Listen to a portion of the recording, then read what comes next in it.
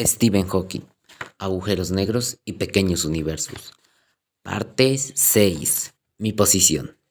Este artículo no se refiere a si creo en Dios. Examinaré, en realidad, cómo creo que cabe entender el universo, cuál es el rango y la significación de una gran teoría unificada y completa, una teoría del todo. Hay aquí un auténtico problema. ¿Quiénes deberían estudiar y debatir tales cuestiones? Los filósofos carecen en su mayor parte de preparación matemática suficiente para estar al tanto de las últimas evoluciones registradas en la física teórica. Existe una subespecie, la de los llamados filósofos de la ciencia, que tendrían que hallarse mejor equipados al respecto. Muchos de ellos son físicos frustrados a quienes les resultó demasiado difícil inventar nuevas teorías y optaron por escribir sobre la filosofía de la física. Todavía debaten teorías científicas de los primeros años de este siglo, como la relatividad y la mecánica cuántica. No están en contacto con la frontera actual de la física. Quizás me muestro un tanto duro con los filósofos, pero ellos tampoco han sido muy amables conmigo. Han dicho de mi teoría que era ingenua y simplista. He sido diversamente calificado de nominalista, instrumentalista, positivista, realista y algunos otros istas. La técnica parece consistir en la refutación por la desacreditación si usted es capaz de etiquetar mi enfoque. No está obligado a decir qué es lo que tiene de malo. Cualquiera conoce desde luego los errores fatales de todos esos sismos. Quienes realmente logran progresos en la física teórica no piensan en los términos de las categorías que más tarde inventarán para ellos filósofos e historiadores de la ciencia. Estoy seguro de que Einstein, Heisenberg y Dirac no se preocupaban de si eran realistas o instrumentalistas, simplemente les inquietaba que las teorías existentes no encajaban. Dentro de la física teórica, la búsqueda de una autoconsistencia lógica ha sido siempre más importante para progresar que los resultados experimentales. Se han rechazado teorías ingeniosas y bellas porque no coincidían con la observación, pero no conozco ninguna gran teoría desarrollada exclusivamente sobre la base de la experimentación. La teoría siempre viene primero, alentada por el deseo de contar con un modelo matemático ingenioso y consecuente. La teoría formula entonces predicciones que pueden ser comprobadas por las observaciones. Si éstas coinciden con las predicciones, eso no prueba la teoría. Pero la teoría sobrevive para formular predicciones ulteriores que vuelven a ser comprobadas con las observaciones. Si todavía no coinciden con las predicciones, hay que abandonar la teoría.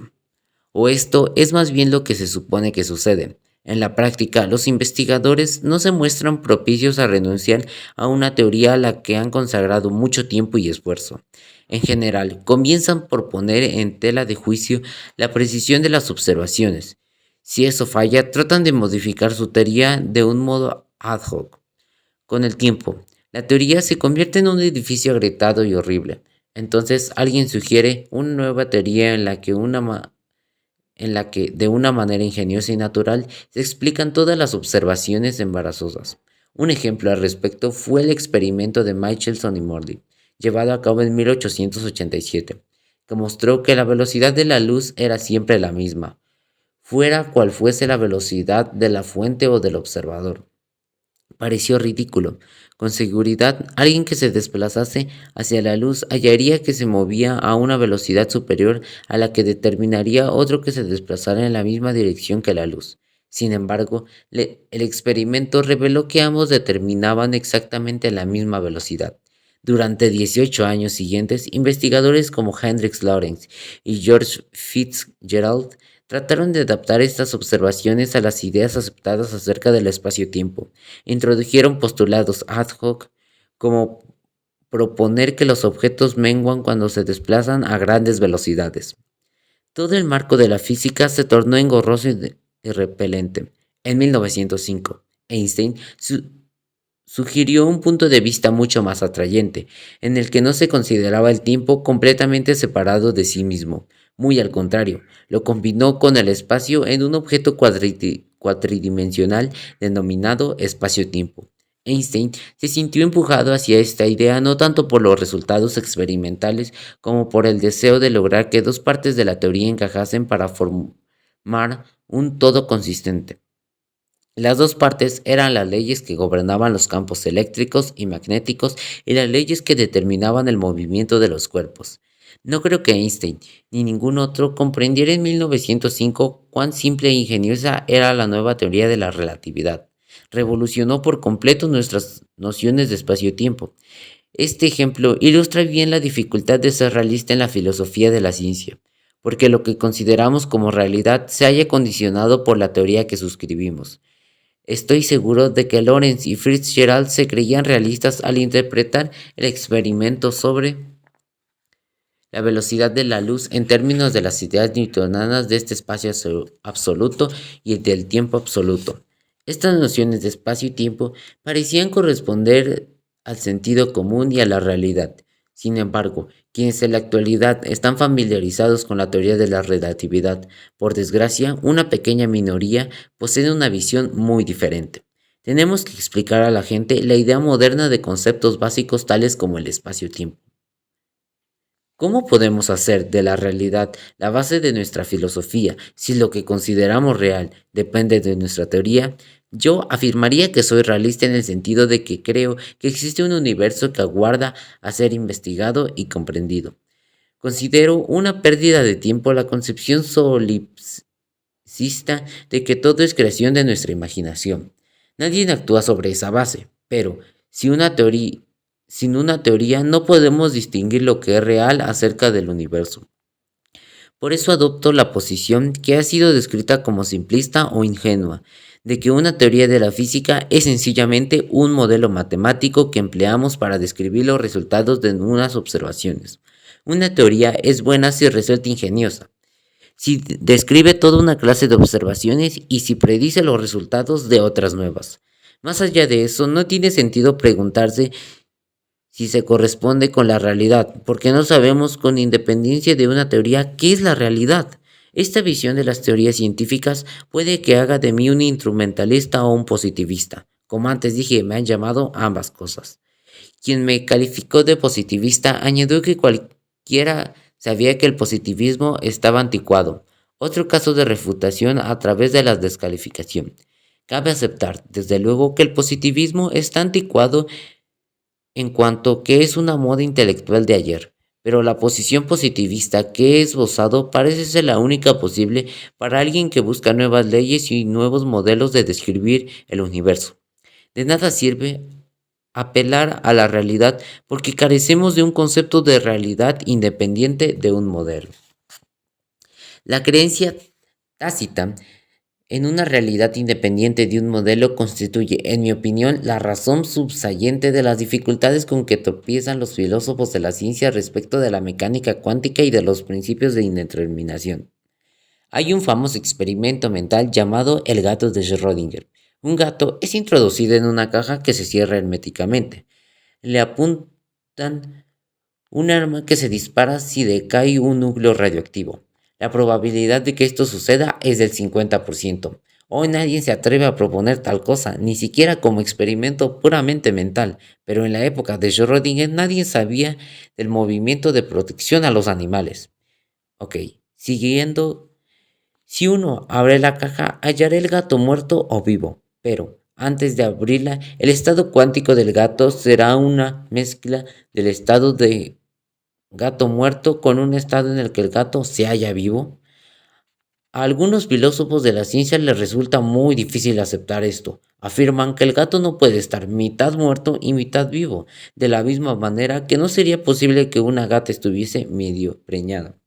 La dificultad que suscita porque implícitamente emplean un concepto clásico de la realidad, en donde un objeto posee una concreta historia singular. Toda la cuestión de la mecánica cuántica estriba en que viene una visión diferente de la realidad.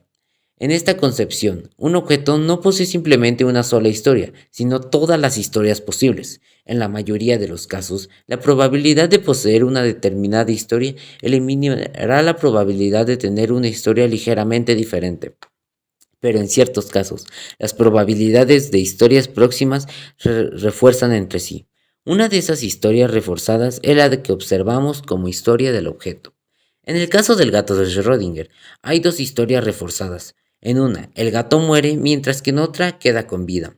En la teoría cuántica puede coexistir ambas realidades, pero algunos filósofos se barullan porque suponen implícitamente que el gato solo puede tener una historia. La naturaleza del tiempo es otro ejemplo de área donde nuestras teorías de la física determinan nuestro concepto de la realidad. Solía considerarse algo obvio que el tiempo fluía indefinidamente, fuera lo que fuese lo que sucedía. Pero la teoría de la relatividad combinó el tiempo con el espacio y afirmó que ambos podían ser curvados o distorsionados por la materia y la energía del universo. Así, nuestra percepción de la naturaleza del tiempo pasó de ser independiente del universo a quedar conformada por éste. Es entonces concebible que el tiempo pueda simplemente no ser definido antes de cierto punto. Cuando uno retrocede en el tiempo puede llegar a una barrera insuperable, a una singularidad más allá de la cual no cabe ir. Si tal fuese el caso, carecería de sentido preguntarse quién o qué causó o qué creó el Big Bang.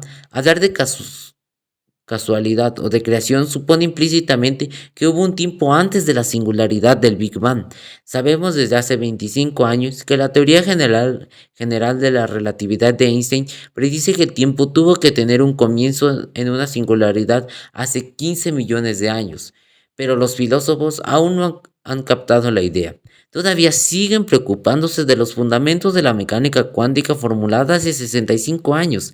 No comprenden que la frontera de la física ha avanzado. Mucho peor es el concepto matemático del tiempo imaginario, con el que Jim Heard y yo sugerimos que puede que el universo no tenga comienzo ni fin. Me atacó salvajemente un filósofo de la ciencia por referirme al tiempo imaginario. ¿Cómo es posible, dijo, que un truco matemático como el del tiempo imaginario tenga nada que ver con el universo real? Creo que este filósofo confundía los términos matemáticos de números reales e imaginarios con el modo en que se emplean las palabras real e imaginario en el lenguaje cotidiano. Esto ilustra simplemente mi razonamiento.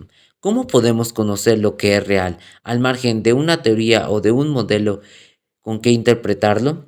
He utilizado ejemplos de la relatividad y de la mecánica cuántica para mostrar los problemas con que uno se enfrenta cuando trata de entender el universo. No importa en realidad si no conoce la relatividad o la mecánica cuántica, o incluso si estas teorías son incorrectas. Lo que espero haber demostrado es que en cierto tipo de enfoque positivista, en el que uno considera una teoría como modelo, es el único modo de comprender el universo, al menos para un físico teórico.